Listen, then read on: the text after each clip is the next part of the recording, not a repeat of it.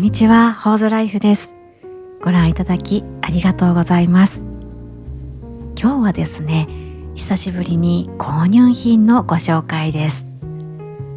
我が家これまでに家の中のものを8割ほど減らしてきました。できることならこれからは本当に必要なものだけで暮らしたい、そんな風に思っているところです。物を一つお迎えする、それだけのことなんですが、今では随分の時間をかけています。審査が厳しくなった我が家、それでも買ってよかったって思えたもの、今日はご紹介していきます。それではスタート。一つ目、隙間用のハンディモップ。我が家には長らく存在していないことにしていた、そんな場所があります。洗濯機の横、テレビ台の裏側、普段見えないし、汚れてないって独自のルールでやり過ごしてきました。ですが、もちろんホコリはたまるので、やっぱりハンディモップあった方がいいのかななんて、そんな風に思っていました。でもハンディモップって地味に場所を取るんですよね。しかもモップについたそのホコリ、今度はどうやって取るのかなって、そんなことが気になってしまって買えずにいました。このハンディモップ、そんな心配事を全部解消してくれております。まずはこのサイズ感ですね。ちょっとした隙間に収まってくれるサイズ感で、このクールな見た目も気に入っています。コンパクトなんですが、柄を引っ張るとぐーんと伸びてくれます。家具の隙間もそうなんですが、手の届かない高い場所とかもこれが届くのでありがたいです。柄も割としっかりしているので掃除しやすいです。わー、すごい。このホコリ、できることなら触りたくない。これ一番嬉しい機能かもしれません。ケースに差し込むだけでホコリが取れます。一回入れただけでもきれいになりますね。たまったホコリは後でまとめて捨てればおしまい。どこを取っても煩わしさがない。気づいた時にさっと手が伸びるようになりました。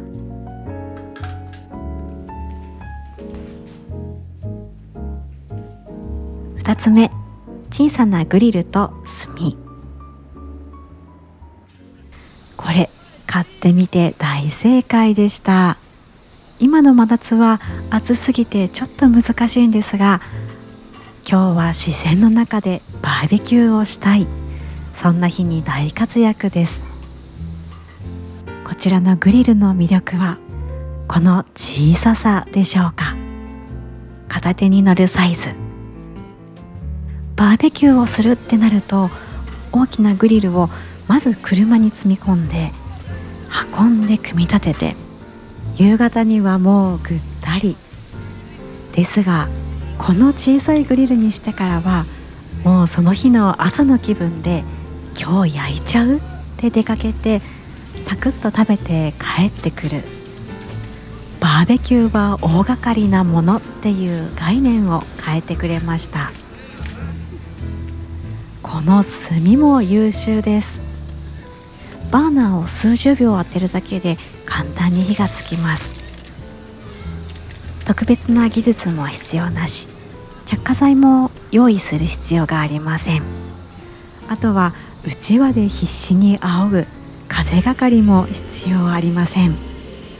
この炭一つで30分から45分くらいですかね。ちゃんと燃え続けてくれます。グリル自体は小さいので、1人1枚ずつのんびり焼くイメージ。我が家のような2人暮らしにはむしろこのぐらいがちょうどいい気がしています。このグリルってどうしてもギトギト油がついてしまうんですが、これも楽になりました。ビニール袋に入れて持ち帰ったら、そのまま家のシンクで洗うだけ。フライパンと同じような感覚で洗っています。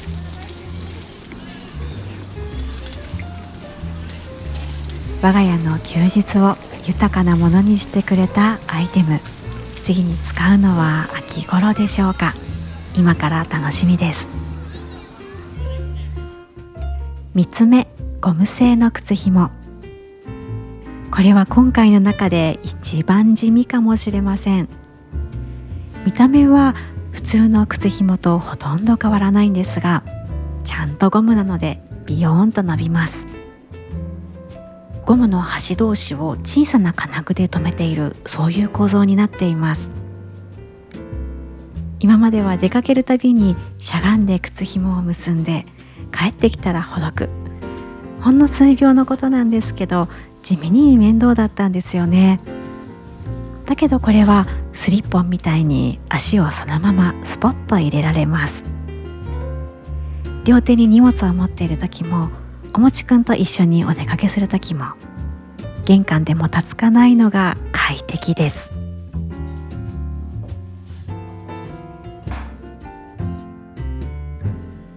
4つ目、オーガニックの精油。ちょっとニッチなジャンルかもしれません。あまり馴染みのない方もいらっしゃるかもしれませんが、私の場合、子供の頃から母が実家でよく精油を炊いていました。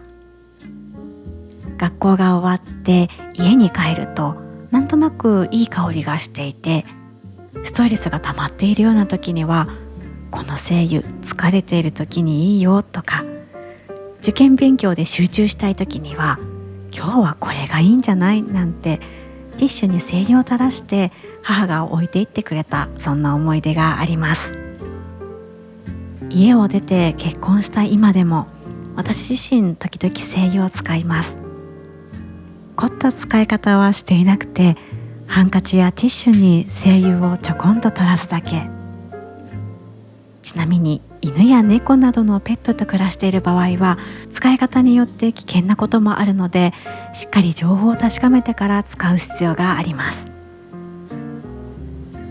で、最近ですね、私精油に対して小さな悩みを抱えておりまして、なんでですかね、香りに少し違和感を覚えるようになったんですよね。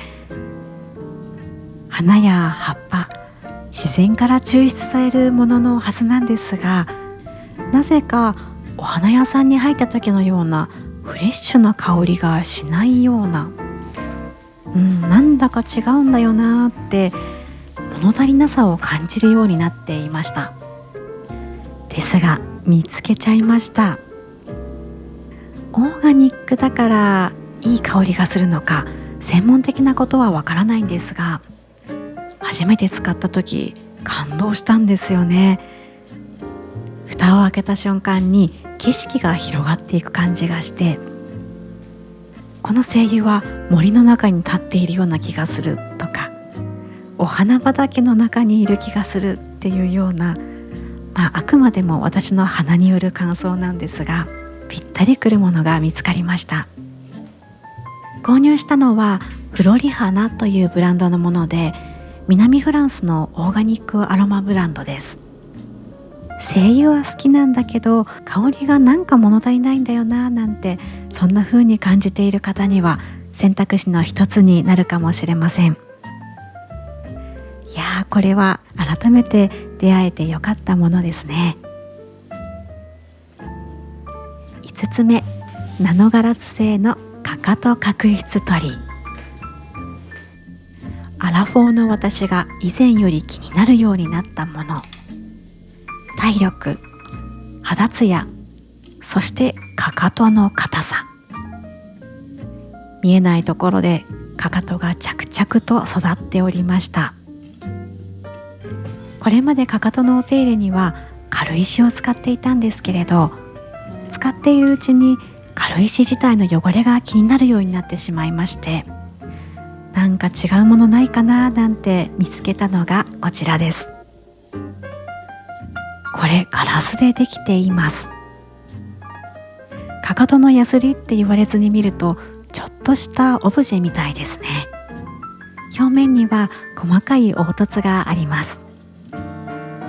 強くこすらなくても思っていた以上にかかとが滑らかになりました。私の場合、1ヶ月ぐらいはつるんとした状態を保てている感じがしています。そしてガラス製なので清潔が保ちやすい。これもいいですね。使い終わったらそのまま水で丸洗い。ガラスなので水を含みませんし、乾くのも早いです。軽石を使っていた時に感じていた道具が汚れるという小さなモヤモヤがなくなって嬉しいです。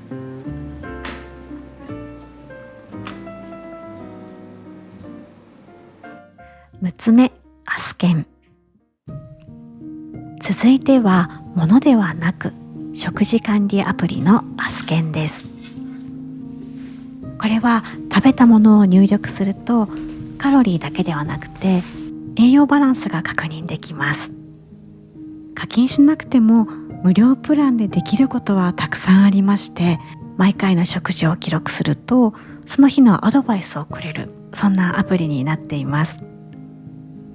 長い間無料版でカロリー管理をしていたんですが、もう少し細かく食事の内容を確認してみたくなって途中から有料に変えました。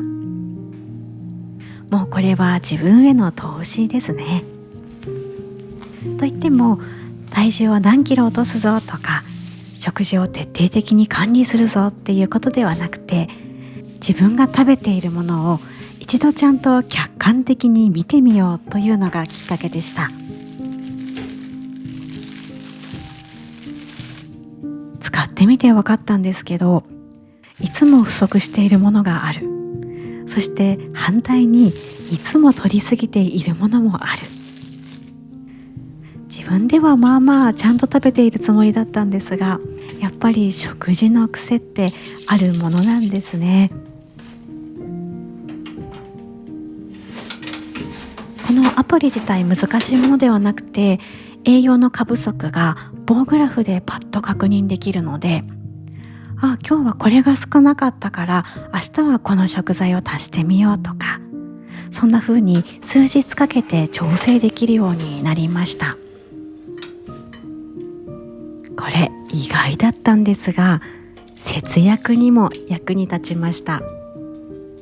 今ちょうど節約を頑張っている真っ只中でして、食費を見直したんですが、これが難しくて、節約に夢中になって健康を害するのもなんだしななんて、いい塩梅がわからなかったんですよね。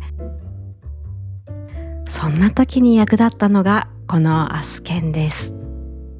毎日の過不足がわかるようになったので、お肉はこれ以上減らせないなとか、お米は食べ過ぎてたから減らしていいんだなとか、はっきり見えるようになりました。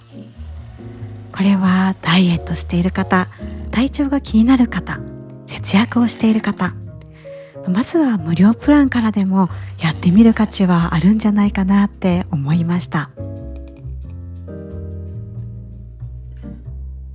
7つ目、エレコムのクリーニングクロス。画面についた指紋って今まではティッシュとか洋服の隅っこで拭いていました。拭いたはずなのに画面が全体うっすら曇っているとか、きれいにしていたつもりが汚れを広げていただけだったとか、もうそれが当たり前で、画面ってそういうものだと思ってました。でもこれいいよって教えてもらって買ってみたら本当に良かったです。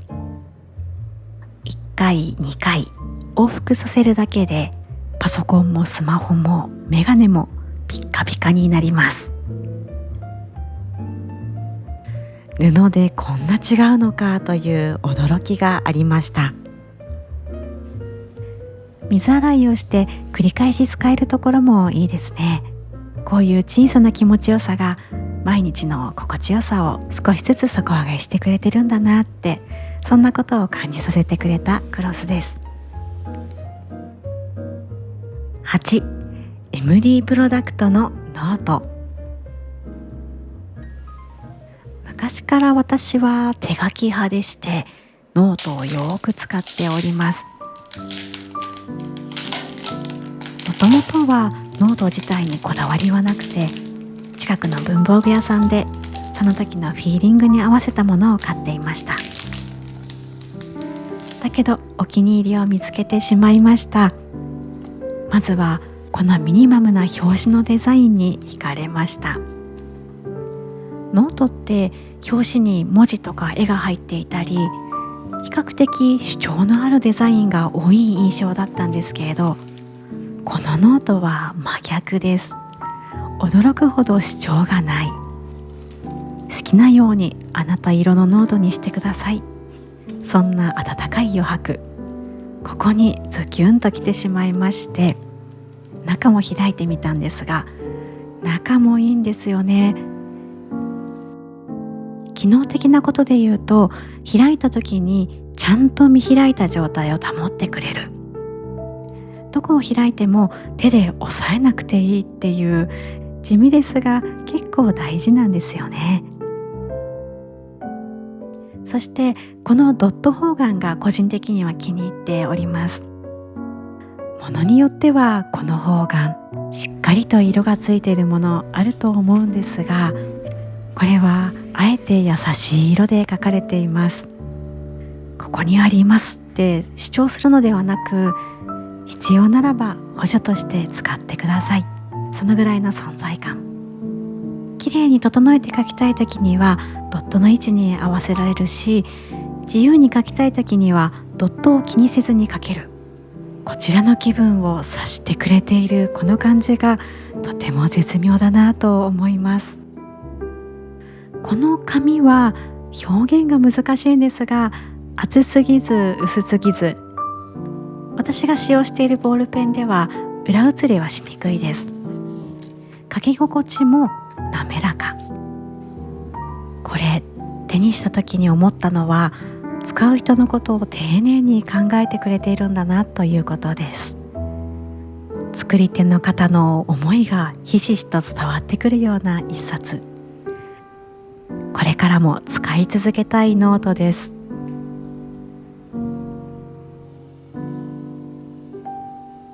9つ目、マックスマテリアのタオル。このタオルとの出会いは数年前。夫が職場でいただいてきたというのがきっかけです。自分で選んだわけではなく、ひょっこり我が家にやってきたタオル。初めはそのままキッチンで使い始めたんですが、これがとっても使い心地良かったです。今回バスタオルもこのメーカーのものにしてみました。このタオルの良さたくさんありますが、一番感動したのは持ちの良さです。このキッチンでは2日に1度の頻度で洗っては使い、洗っては使い、もうかれこれ300回以上は使っていると思います。実はだいたい同じ時期に使い始めた別のタオルがありまして、こっちの方はだいぶ色が抜けてきました。一方このタオルは色あせが全然気にならなくて、あらどうしたって思うぐらい原液バリバリです。生地が極端に薄くなった感じもありません。手触りはふわふわというよりスルンとした滑らかさ。かさばらないのに水分はしっかり吸ってくれる、日常で使いやすいタオルだなと感じます。なるべくミニマムに暮らしたいし、お気に入りの数枚を長く使いたい、そんな願いを叶えてくれるタオルじゃないかなと思っております。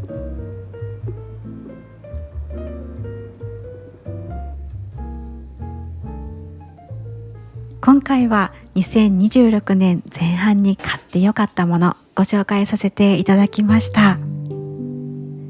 こうして並べてみると暮らしを大きく変えるものというより、小さな面倒を減らしたり、いつもの時間をちょっとだけ心地よくしてくれたり、そんなものが多かったかなと思っています。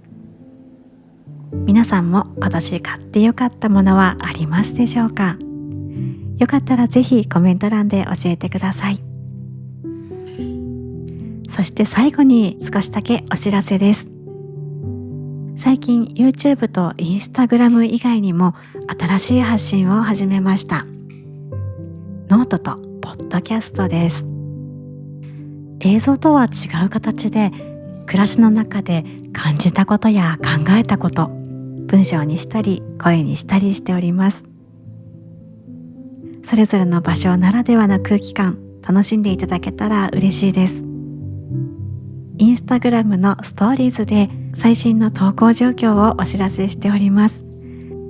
ぜひ気が向いた時、ふらっと遊びにいらしてください。それではまた次の動画でお会いしましょう。